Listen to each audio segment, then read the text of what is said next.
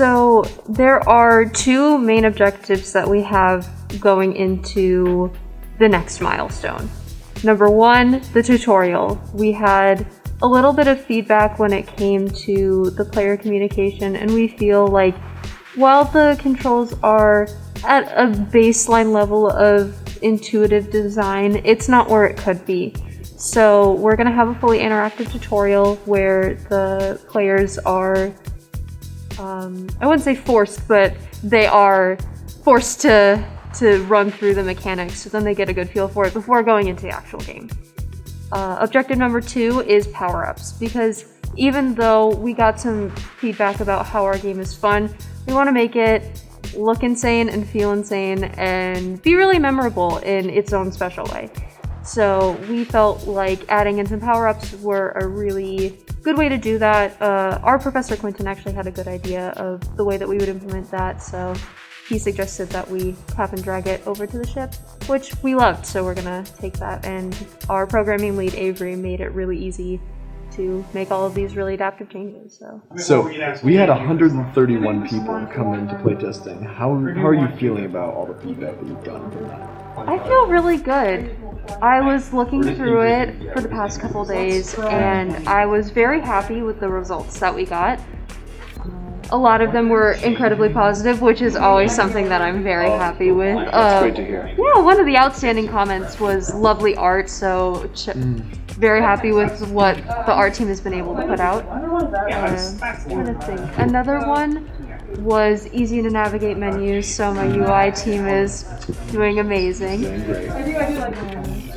But overall, I think the one that I was most happy to find was that it was fun. A lot of people said that it was fun, and that's always what I'm concerned about as a team lead, but also the design lead is it going to be fun? Is this engaging to play with? So I'm glad that a lot of people thought so. My name is Isaiah Thomas Monk. I am design and programmer on the team Cannon Brawl Fantasia's Future. I am actually extremely happy with how things are going.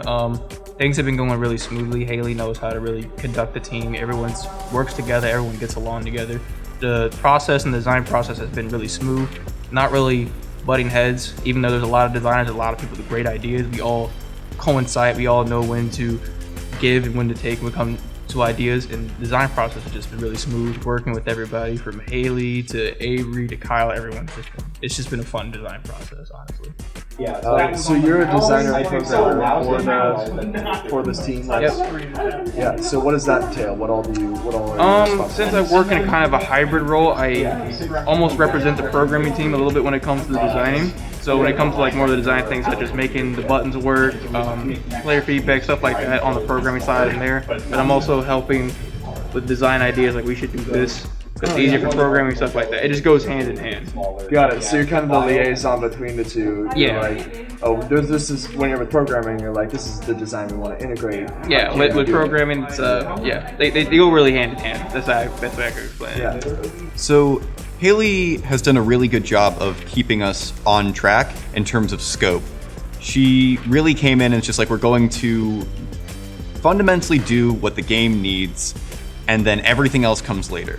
And now that we're at that everything else comes later, we've got room for stretch goals. So our programming efforts have kind of been cut in half, with one side focusing on polish and the other side adding in stretch goals that are going to improve the experience, namely power-ups. Now, I just talked to the design team a little bit, and we've got plans to add power-ups for multi-shot, bigger cannonballs that deal more damage, kind of just shake up the gameplay a little bit. And then on the other side, we're very much implementing the advice that we've gotten from our playtesters and trying to create an even more polished experience. Since the last time we talked to you, what have been the changes or improvements in programming? So one of the main things that's kind of throwing us off is when Avery, our programming head, programmed the game initially, it was entirely based off of mouse inputs, which was one of the things I had to go back and change because mouse inputs didn't work on the touchscreen. And so all of Avery's code work, it was my job to go in and make it like touch input friendly. But sort of the remnants of that is that we have two separate systems in the code, one for touch inputs, one for mouse inputs. Okay. And so we've been having some issues where someone will go back and fix something, but only in the mouse input or only in the touch input. Okay. And so one of the fixes that we thought we had like finished for the playtest didn't actually make it to the playtest because it was only fixed in mouse and not fixed in touch. What was that fix? What was it supposed to do? So our line render wasn't going, it was like getting all weird and janky. It was something that I figured out with the Z-axis of the line render. What's a line render? So the line render is when you shoot one of our cannons, there's this little trajectory arc with like these little semi-transparent dots that kind of show you where you're shooting before you shoot. And so the line render is the piece of code that does that. Okay. And so there was a fix on the line render that I did that stopped it from getting all wonky, but that fix didn't transfer over to our touch inputs, which was the build we were using for the playtest. Okay.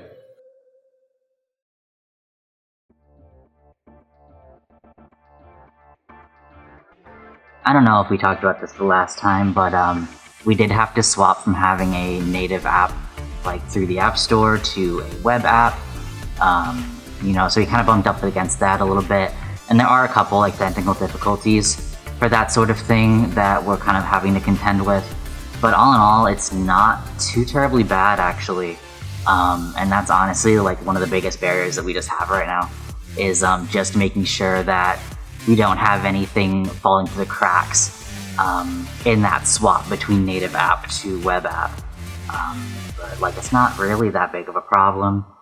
It's going really well, adapting things to the slightly new format. And I think we're making really good progress. We're not really butting up against anything catastrophic.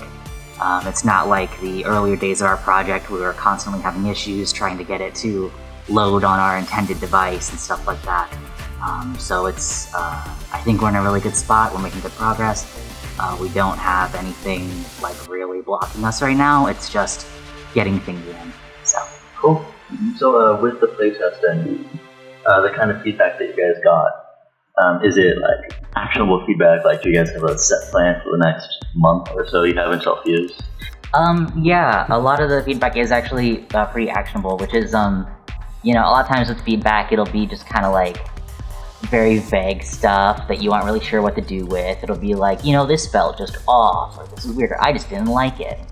Well, I can't really do much with that. Like, what didn't you like? But we always try to ask like clarifying questions when people say vague stuff like that. So that really helps us get more actionable feedback than what we would have had otherwise.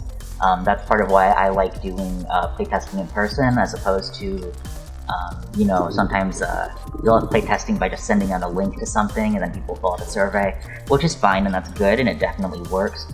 But it's also really good to have face-to-face playtesting because then you can get more clarification as it comes. But yeah, we do have a pretty good plan. There's specific things that we want to work on. Like here's this specific UI element that we need tweaked, or here's this specific art that we need implemented, or here's this, just specific functions that we know that people were having issues with or that we want to change just to make it easier on people. So yeah, so pretty much most of the stuff we got was pretty actionable, and we do have a solid idea of what we need to do to get things to where they need to be. Hello, my name is Sean Lee, and I am a programmer on FUSEbox. I think, in terms of where we are right now with our project, things are going pretty smoothly. We have the groundwork all laid out, and I've been told that during playtesting, people have been navigating it pretty well without having much trouble trying to figure out how to go from one place to another or what's what.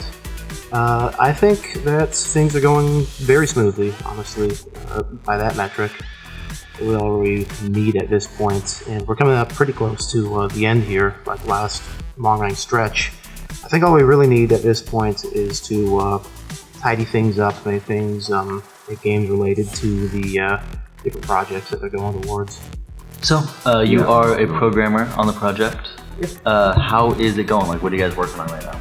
So currently we're making sure that everything is working in the areas of like having sounds functioning in UI, making sure that the games are all working the way that they should be, and basically just making sure that we've got things, we're mostly on the polishing phase right now, save for a couple of additional levels that we're interested in introducing for some of the passport stuff that we got going on here. The project has been going really good because we kind of knocked out the UX stuff really early as we were doing the app, because that's kind of what they needed to get started. There's a really long middle part where it was just the programmers kind of working on getting all the functionality in. And now that we're heading towards the end, it's kind of coming back to the UX and the art people to get everything in. And especially it comes back to the UX people to kind of make the experience more enjoyable overall. What are you guys kind of working on? Because you only have like a month left. The whole UI stuff is this set in stone. Yeah, most of the main things. The main feedback we got from David was that our app is functional, but we need to make the app now enjoyable to use. So that's kind of going to be our goal moving forward, is just kind of make the experience a little bit more enjoyable and a little bit more fun in the context of the exhibit. So when you say fun, what do you mean? Like, are there going to be things for players to do? Like, what else? It's like really small things that just kind of elevate the experience of it. Like adding little animations, adding like, you know, like there'll be like maybe a confetti thing when it says you win, or there'll be like coins falling when you win. Just like really like little aesthetic things is kind of what we're going to start working towards now. Okay, cool.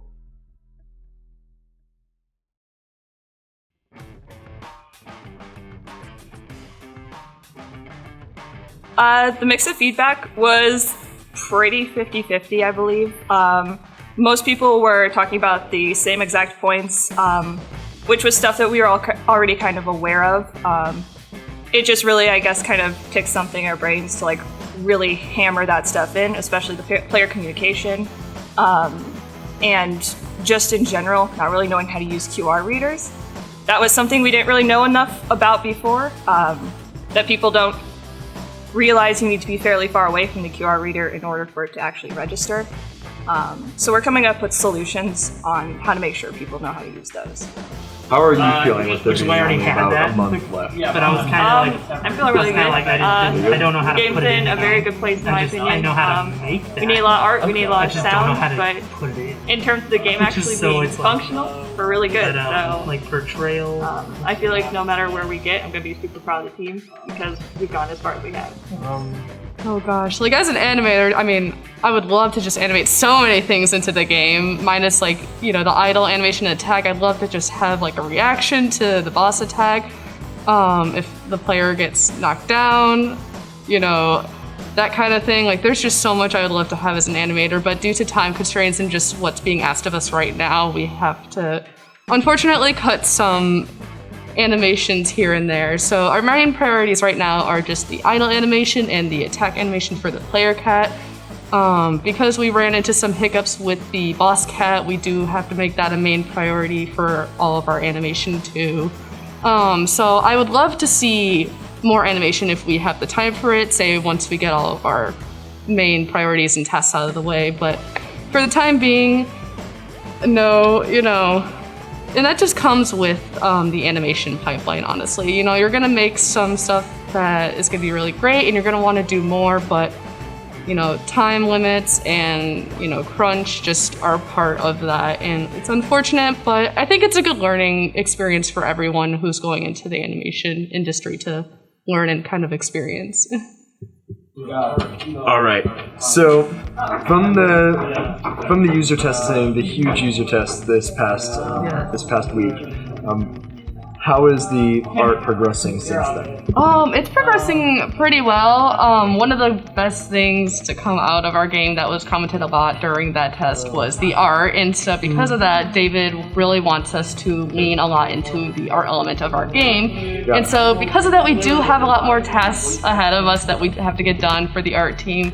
But this is overall going to enhance the experience. It will give us a lot of opportunities to experiment with more art tools, and overall just make the game look really, really good. So when you say experiment with more, what do you mean by it? Like, what are you experimenting with? So one of the things that we get to work with is obviously Photoshop for animation, but now we're being asked to work with more like After Effects for some animation and things like that. And not everyone is familiar with After Effects, but it's a great tool to have, especially if you are an animator. So for that, it's really nice to experiment because you can do so many things with After Effects outside of just normal animation. So yeah, I bet. Yeah, absolutely. So it is a great tool to have. Anything art related at the moment? I'll admit I'm a little bit overwhelmed right now, but that's just because we have a lot we have to do in a short period of time. But kind of like I mentioned earlier, I'm fully convinced that our team will be able to pull it off. Just gotta crunch down a little bit, really work on it, but we're going to get this done and it's going to look great.